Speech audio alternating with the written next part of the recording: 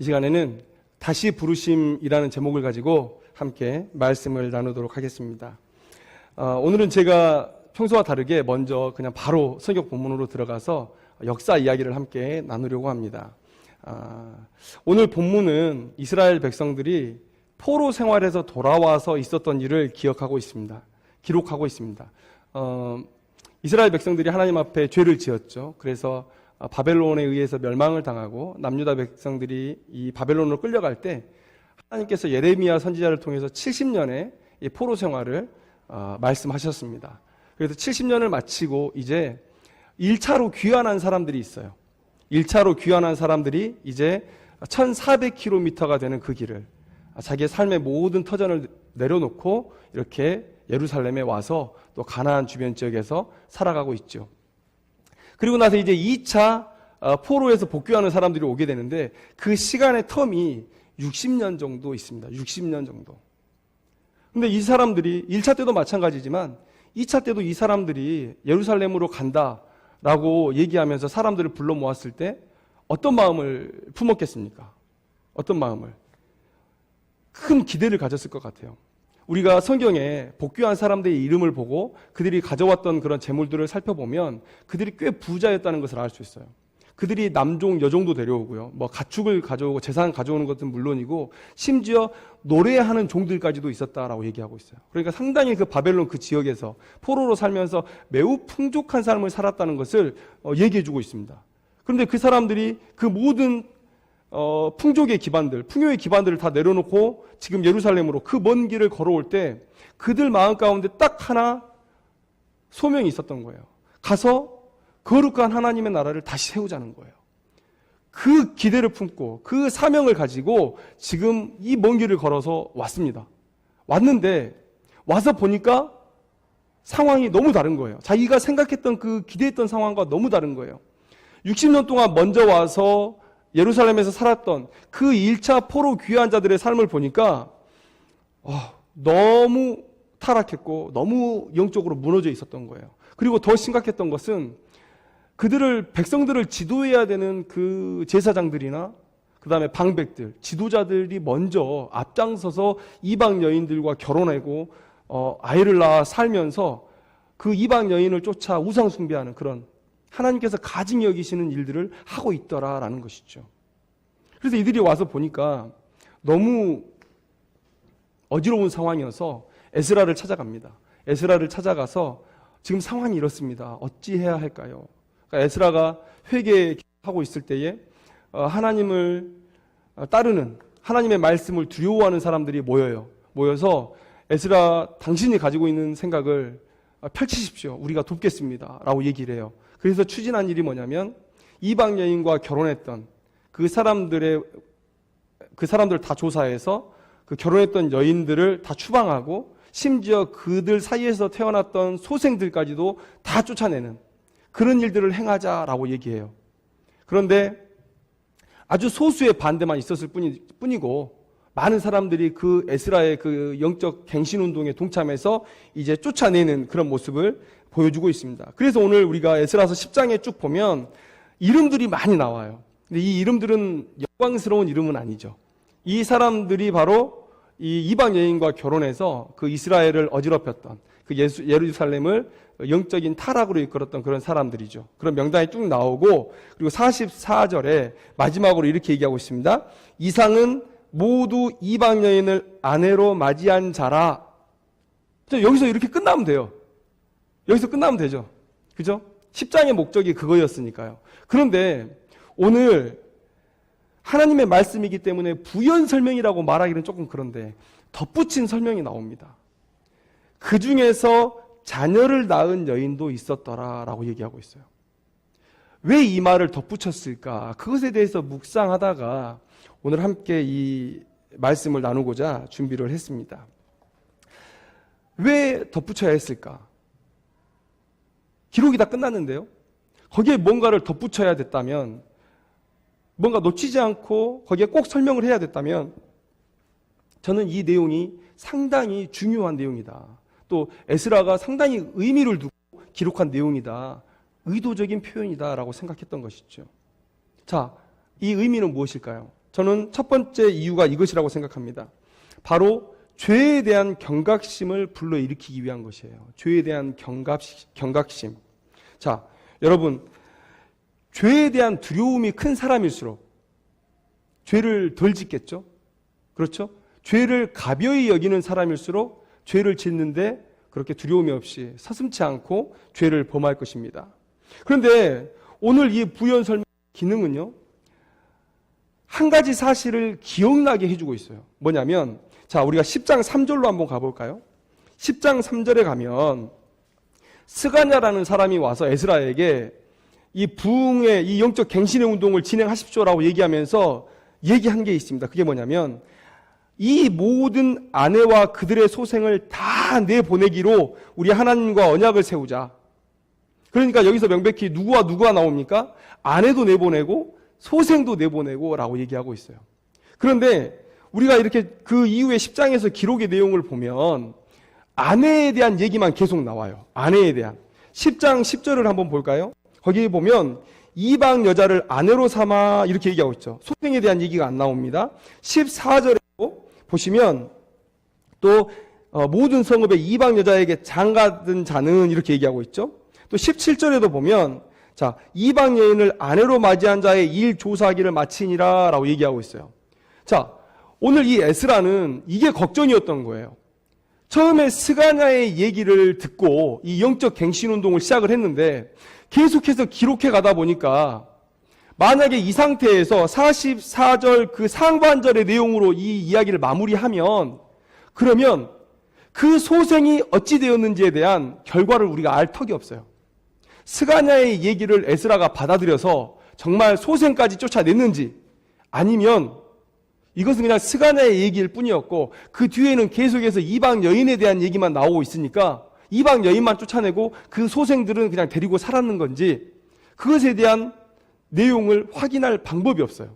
그래서 오늘 에스라가 성경을 마무리한 그 상황에서 이 말씀을 기록합니다. 그 중에는 자녀를 낳은 여인도 있었더라. 이 말은 곧 뭘 생각나게 합니까? 그 아이들까지도 스가냐의 그 권면대로 다 추방했다는 것을 오늘 확인시켜주고 있는 그런 본문이다라는 것이죠. 자, 그러면 이 말을 왜 적어놨을까요? 제가 첫 번째 이 기록한 이유가 죄에 대한 경각심을 불러일으키기 위한 것이다 라고 말씀드렸는데 왜 이런 말씀을 적어놓았을까요? 그것은 곧 그 고통이 얼마나 큰 것인지를 알려주고 싶었던 거예요. 그 고통이 얼마나 큰지. 여러분, 1차 귀환자들이 돌아와서 그 예루살렘 주변에서 산 지가 60년입니다. 60년. 한 사람이 포로 귀환하자마자부터 태어나서 자랐다고 해도 환갑이 다 되는 그런 나이예요. 아주 오랜 시간 동안 그곳에서 살았습니다. 그곳에서 그들은 결혼했어요. 오늘 성경 본문에 첩을 뒀다고 얘기하지 않습니다. 이들이 돈이 너무 많아가지고 아내는 유대인으로 두고 첩으로 그냥 이방 여인들을 뒀다라고 생각하지 않아요. 아내를 뒀다라고. 이방 여인을 아내로 둔 사람들을 지금 조사해서 쫓아낸 거거든요. 그들도 그 땅에 살면서 우리가 지금 만나서 사랑하고 결혼했던 그 사람들처럼 똑같이 사랑하고 결혼하고 정들고 그리고 한 남자의 아내로 한 자녀의 부모로 어머니로 그렇게 살아왔던 사람이에요. 어떤 사람은 60년의 그 예루살렘에서의 기간을 살펴보면 진짜 꽉 채워서 60년을 산 사람도 있을 테고 아니면 막 이제 결혼해서 이제 정을 붙이고 있는 사람도 있을지도 모르겠어요. 그런데 오늘 우리가 9장 1절을 보면 그 죄악을 누가 먼저 앞장서서 했다고요? 제사장이나 백성의 지도자들이 했다고요. 그러면 오히려 우리는 나이 많은 사람들, 오히려 그곳에서 오래 산 사람들 중에 이방 여인의 아내들이 있었다라고 생각하는 게 더 합리적일 겁니다. 그러면 그들이 20, 30년 이상은 살을 부비면서 자식들 기르면서 살았던 사람이에요. 사랑하고 정들었던 내 아내예요. 그런데 그 아내를 내보내야 됩니다. 그리고 그들에게서 태어난 그 소생들까지도 다 내보내야 돼요. 에스라가 이 말을 꼭 거기다 기록해둡니다. 에스라라고 왜 이런 일을 행하고 싶었으며 이런 말을 왜 기록해두고 싶었겠어요? 이스라엘의 고통인데 지금 나와 함께 살고 있는 사람들의 고통인데 왜 이것을 기록해두고 싶겠습니까? 그런데 왜 기록했다고요? 죄를 지은 그래서 처음부터 단추를 잘못 꿰어 걸어간 인생의 그 고통이 나중에 그것들을 회복하기 위한 고통이 얼마나 큰지를 지금 이 에스라가 이 마지막 이 하반절을 통해서 얘기해 주고 싶은 거예요. 심리학자인 홈즈나 라에라는 사람이 있습니다. 그 사람이 우리가 이제 학교 다니면서 배웠던 건데 그 사람이 겪는 생활 속에서의 스트레스를 44가지를 이렇게 순위별로 이렇게 매기고 점수를 다 매겨놨습니다. 그 중에 제일 높은 100점짜리가 뭐냐면 아내와의 사별이에요. 사별. 아내를 보내고 아니면 아내만 죽지 않죠. 남자도 죽으니까 제가 잘못 얘기했습니다. 배우자와의 사별이에요. 배우자와의 사별. 다시 못 보는 거예요. 그런데 제가 열심히 찾아봤어요. 그러면 자식을 먼저 보낸 사람의 스트레스는 뭐냐? 그런데 없어요. 그냥 가까운 친척 정도의 얘기만 나오지 자식을 먼저 보낸 사람의 스트레스는 없습니다. 그런데요, 아내를 보낸 혹은 배우자를 보낸 그 스트레스보다 작을까요? 우리 부모들 그런 얘기 하잖아요. 내가 대신 아팠으면 좋겠고 내가 대신 죽었으면 좋겠다고. 내 장기라도 띄어서 그냥 내 자식이 좀 멀쩡하게 살았으면 좋겠다. 나는 이렇게 살았으니까. 그런 얘기 하잖아요. 근데 자식을 먼저 보내는 고통이 작을까요? 배우자를 먼저 보내는 고통보다? 아니죠. 아니죠.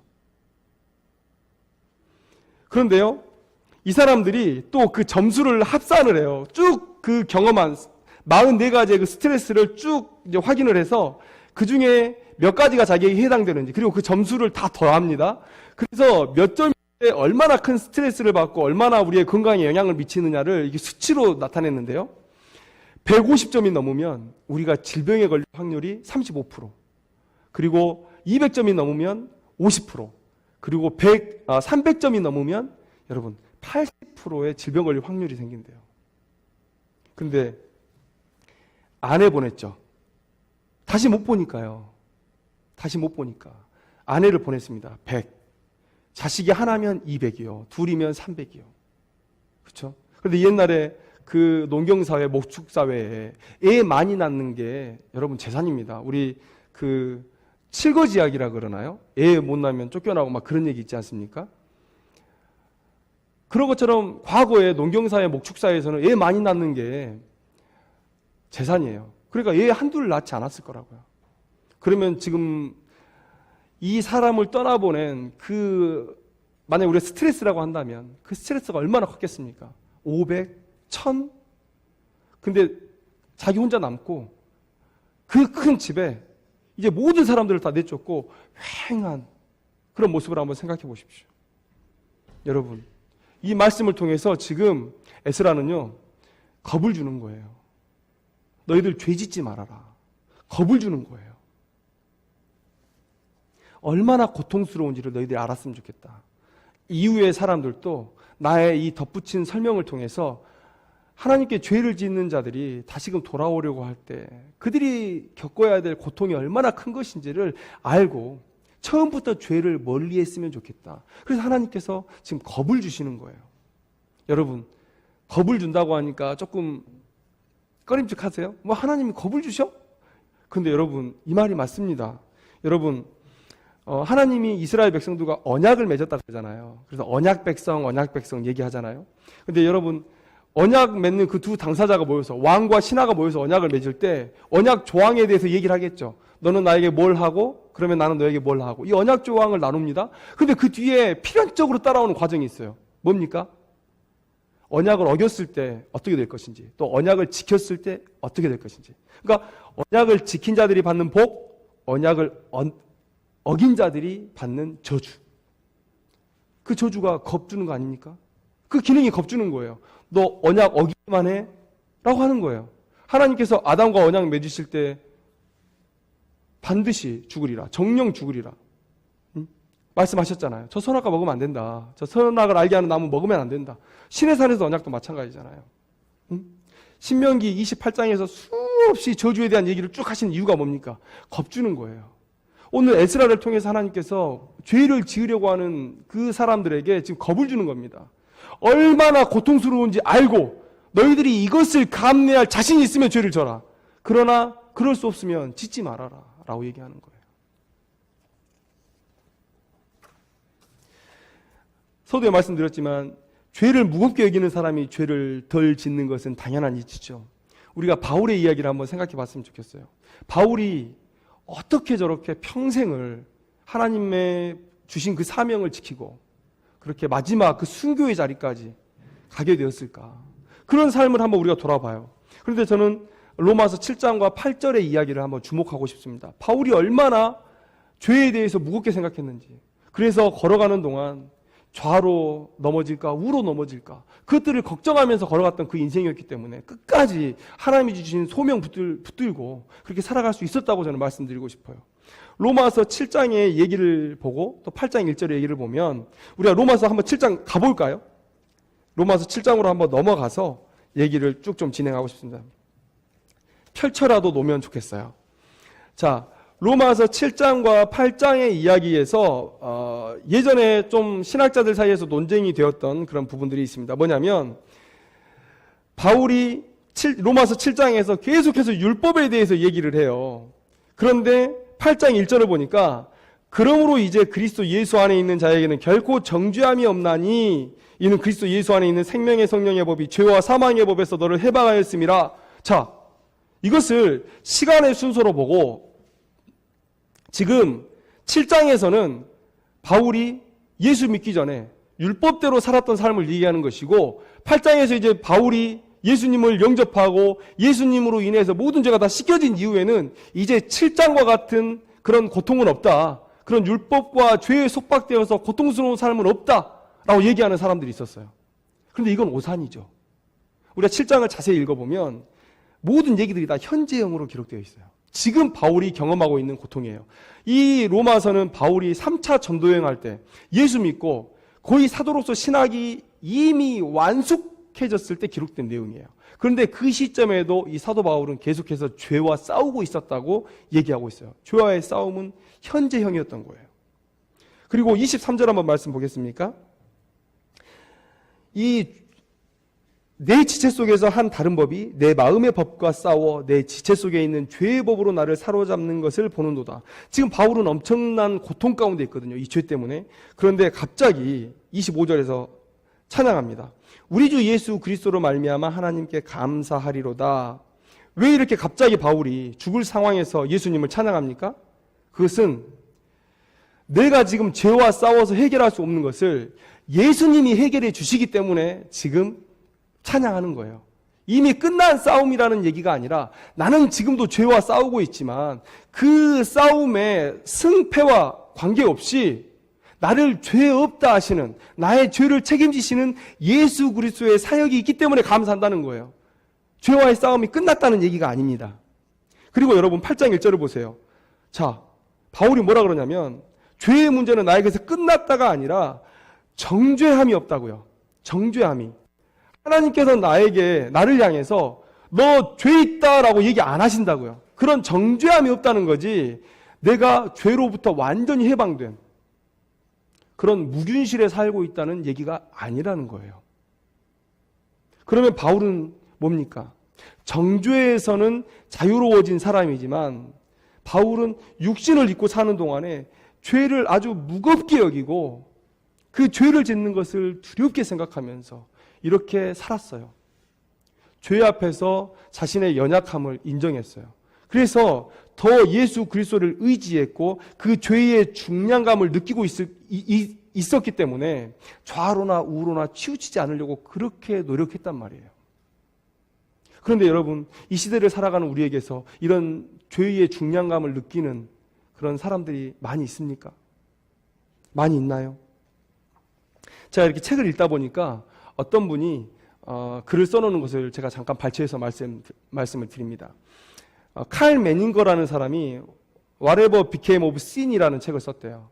죄의 기원이라고 이렇게 번역이 됐다고 하는데 그런 책을 썼는데 그 안에서 죄를 죄책감이다라고 정의를 해놨대요. 죄책감. 이것은 매우 심각한 정의입니다. 우리가 법의 법조문 하나 바뀐 걸로도 정말 많은 변화가 일어나잖아요. 죄를 죄책감이라고 정의했을 때 이게 문제가 뭐냐면 죄는 그저 인간이 가진 감정일 뿐이지 실체가 아니라는 거예요. 실체가 아니라는 거예요. 그냥 내가 느끼는 감정이에요. 내가 만들어낸 감정이에요. 누구도 나에게 그 죄야 죄야라고 얘기하지 않았지만 그냥 내가 스스로 그냥 만들어낸 감정이에요. 그러면 뭐 하면 됩니까? 나의 정신 건강을 위해서 이 죄책감을 그냥 버리면 되는 거예요. 그래서 여러분, 사람들이 죄를 짓고도 이것은 죄책감일 뿐이야 라고 생각하고 그 죄책감을 떨쳐버리는 연습을 해요. 사람들이 그것을 고면합니다. 잊어버리세요. 그렇게 얘기해요.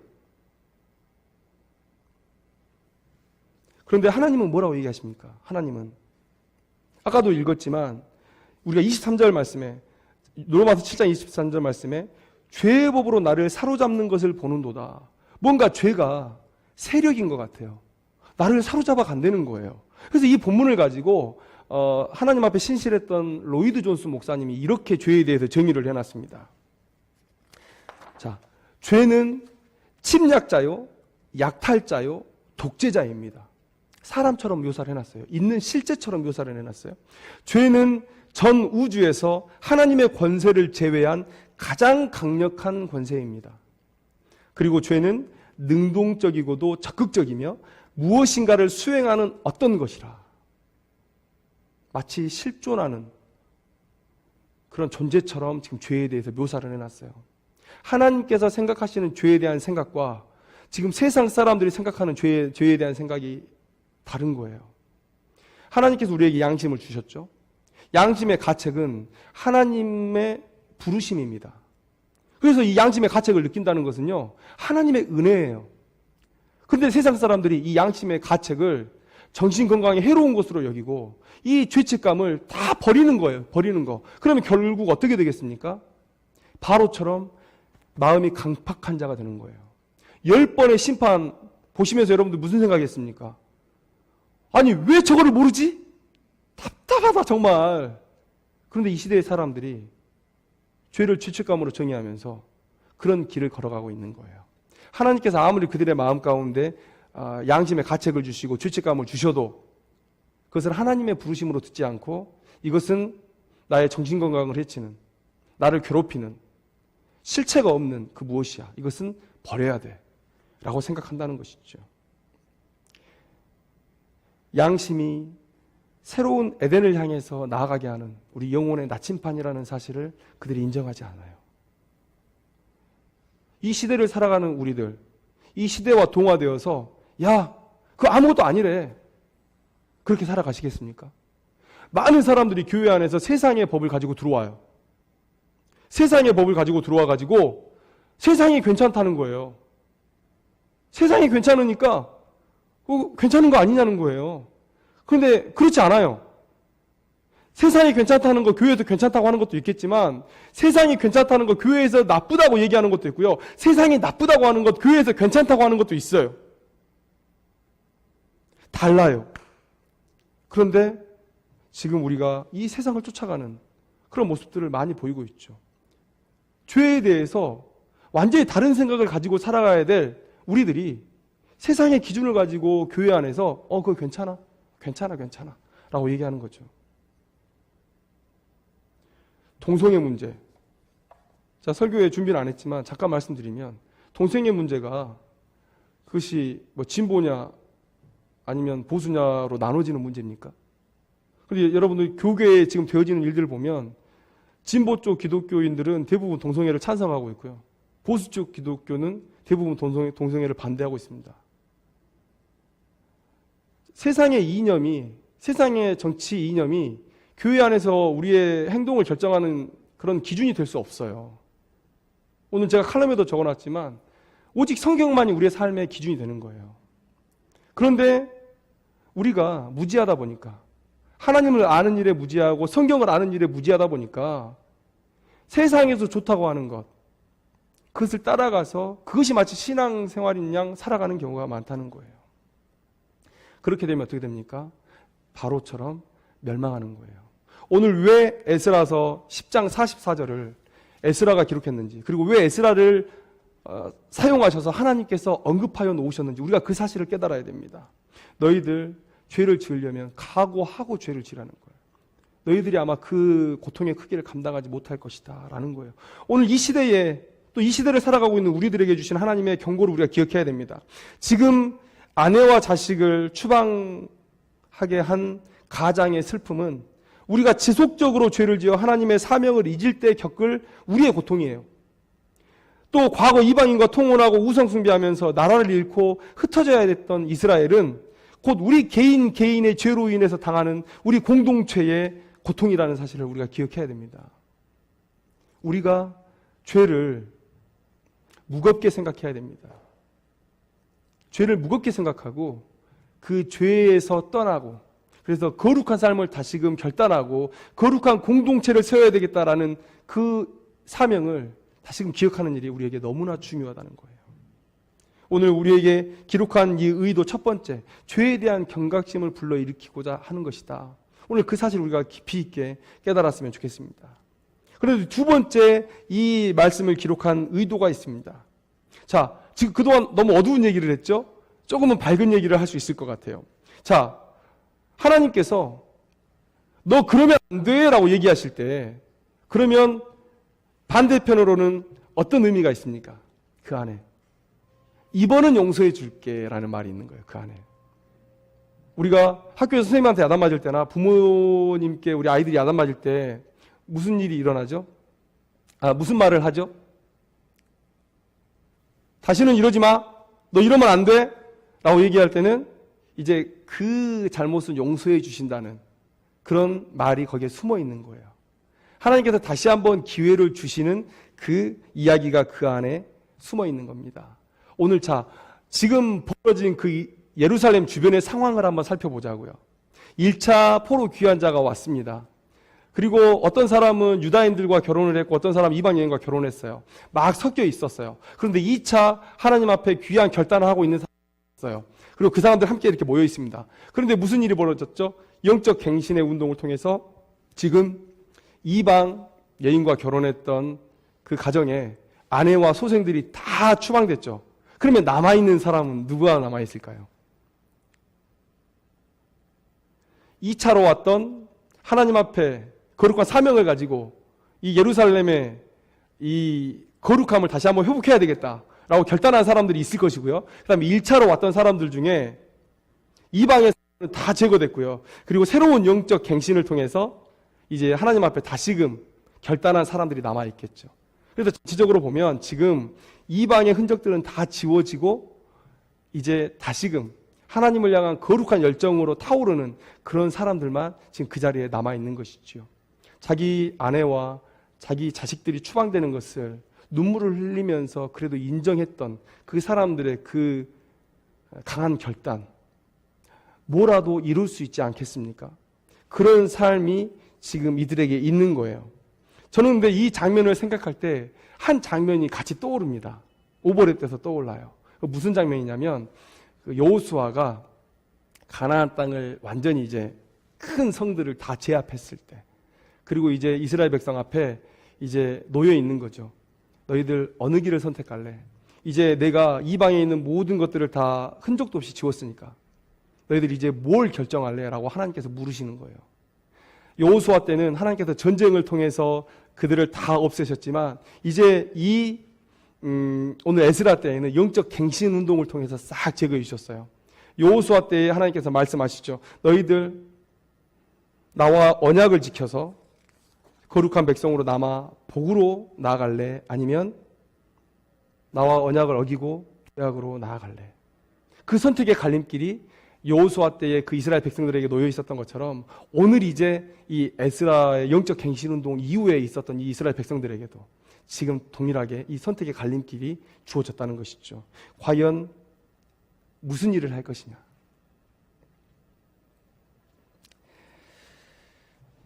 제 살 깎아먹기 같아서 뭐 더 말할 건 없지만 참 요즘에 그 말하기 힘든 뉴스들이 많이 나오고 있습니다. 그런 뉴스들을 볼 때마다 나는 자유하겠나라는 생각이 들어서 반면교사로 삼고 그렇게 이제 마음을 다잡고 있는데, 교회를 나가기 싫어하는 사람들에게 이렇게 묻습니다. 왜 교회를 나가기 싫어하십니까? 라고 물어보니까 대부분 1, 2, 3등이 그겁니다.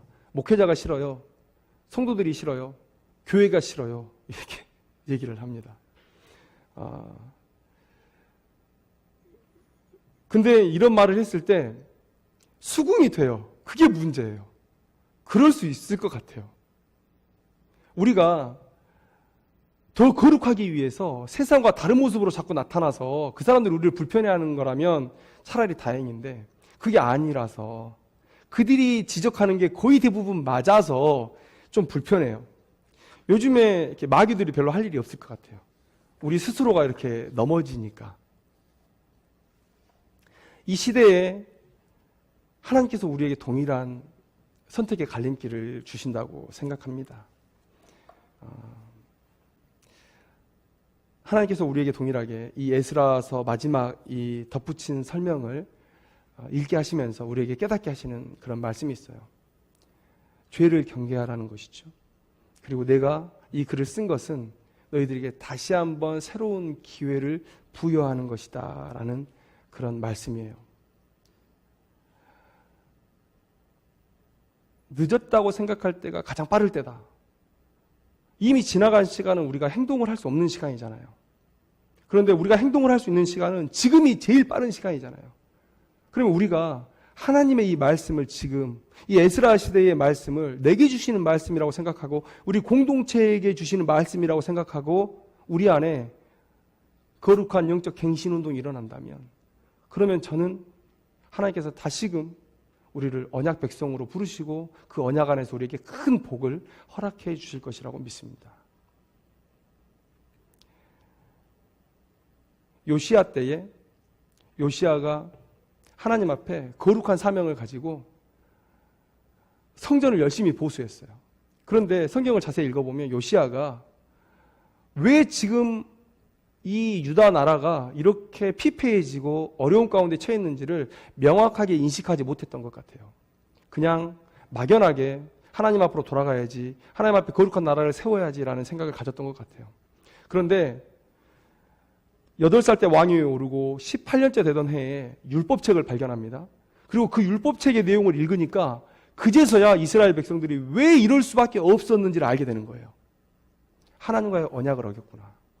거룩에 대한 하나님의 명령을 어겼구나라는 거예요. 그래서 하나님께서 명령하신 그대로, 하나님께서 저주하신 그대로 이 일들을 우리가 겪고 있구나. 자, 명확하게 지금 처방전이 떨어졌잖아요. 그럼 요시야가 뭐 해야 됩니까? 회개해야죠. 다시금 이 이스라엘 나라, 이 남유다의 나라를 거룩한 나라로 만들어야죠. 그래서요, 이 요시야가 엄청나게 많은 일들을 시행합니다. 성전을 보수하던 거 계속 보수하죠. 그 다음에 성전 안에 있었던, 그리고 예루살렘 성 안에 있었던, 그리고 예루살렘 도시 안에 있었던, 그리고 더 나아가서 이 베델의 그런 우상들까지도 전부 다 부셔서 그들을 욕되게 하는 그런 일들을 하고요. 그 다음에 하나님 앞에 모든 백성들을 다 모아놓고 이 율법책을 선포하게 하고 언약 백성으로 다시 언약을 갱신하게 하고 그리고 유월절을 지키게 합니다. 성경 기자가 얼마나 감격스러웠는지 사무엘 이후로 이 요시야 때만큼 유월절을 지킨 적이 없다고 기록할 정도로. 왜 없었겠어요? 다윗 때도 있었고 솔로몬 때도 있었는데. 그런데 그 성경의 기자가 얼마나 감동스러웠으면, 감격스러웠으면 그렇게 적어놨겠습니까? 그런데요, 이 일이 불과 1년 사이에 다 일어난 일이에요. 우리에게 그런 영적 갱신운동이 일어났으면 좋겠습니다. 죄를 미워하고 왜 하나님께서 우리를 이렇게 이 지경 가운데 처하게 하셨는가? 왜 한국교회가 지금 이 모양인가? 그것을 우리가 깊이 있게 느끼고 지금 늦었다 생각할 때 이 시점에 이 요시야 때와 같은 영적인 부흥운동이 일어나길 바라요.